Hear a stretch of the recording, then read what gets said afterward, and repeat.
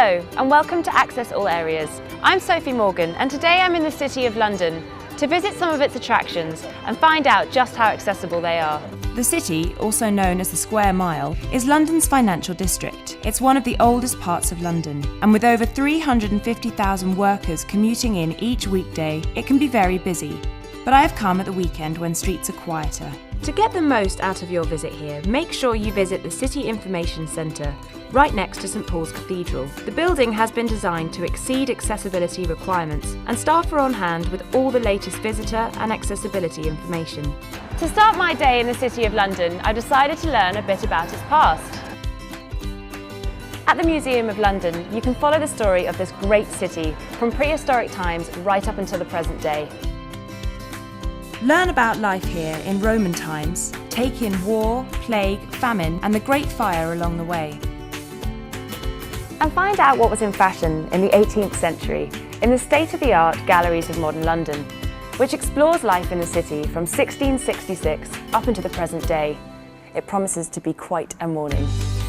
The museum hosts a range of temporary exhibitions, such as 2014's Sherlock Holmes, that are always well worth a visit.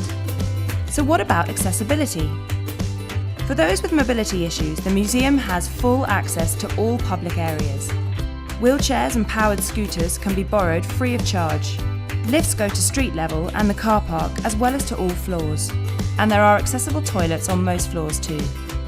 For the visually impaired, large print brochures and magnifying glasses are available at the information desk. Also, for the visually impaired, there's an audio guide for the Galleries of Modern London, which also offers braille panels and touch objects. Free audio-described tours are available by advanced arrangement, and guide dogs are allowed throughout the building.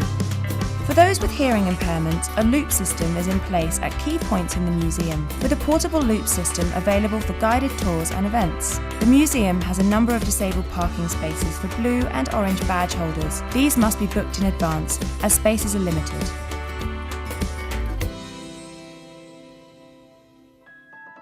Now to a building which has been at the centre of the City of London all the way back to the 12th century, Guildhall.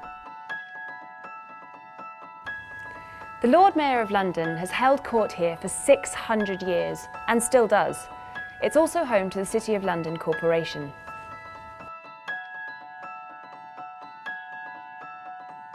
The present building was built between 1411 and 1440 and still plays host to glittering state banquets and royal occasions.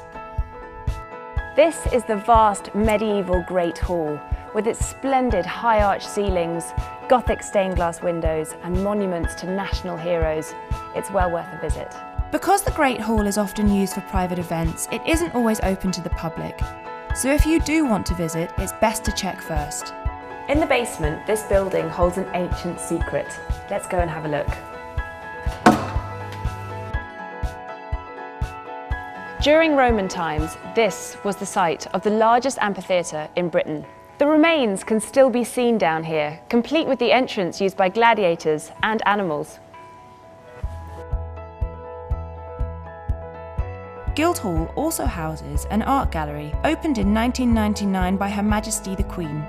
Here you can see the City of London Corporation's renowned collection of art. The striking permanent collection includes pre-Raphaelite, Victorian and London-themed works. It also boasts one of the largest oil paintings in the UK, so big the gallery had to be built around it. So how accessible are the attractions of Guildhall?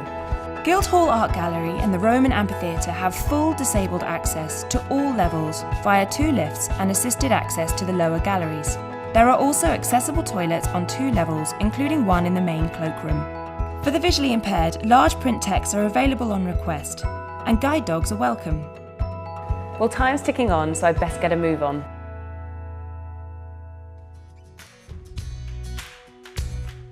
Tower Bridge combined architecture with state-of-the-art engineering when it was built in 1884. The 2 sides of the bridge are designed to open, letting tall ships pass below, and if you're lucky, you may see the bridge in action.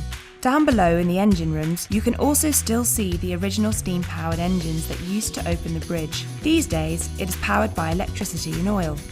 There is an accessible route down here that allows wheelchair users to avoid the 2 flights of stairs. You can take the lift to the high-level platforms where you will find an exhibition all about the history of the bridge.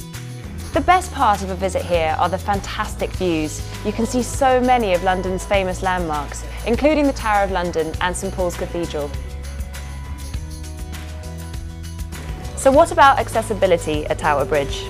For those with mobility issues, the whole exhibition is step-free. All levels are served by lifts. There are also 2 adapted toilets, one in the engine room and one on level 2 of the South Tower. And staff at Tower Bridge have been trained in disability awareness and are on hand to assist you. For the visually impaired, the lifts have audible announcements. Guide dogs are welcome. And visitors are free to touch the walls, parts of the engine, rivets and tools. There are also large tactile pictures of famous buildings in London which visitors can touch. A rolling video on level 4 explains the construction of the bridge with subtitles available in English as well as French, Italian, Dutch, Japanese and German. An induction loop is also installed in most of the main visitor areas. So that brings my day out in the City of London to a close.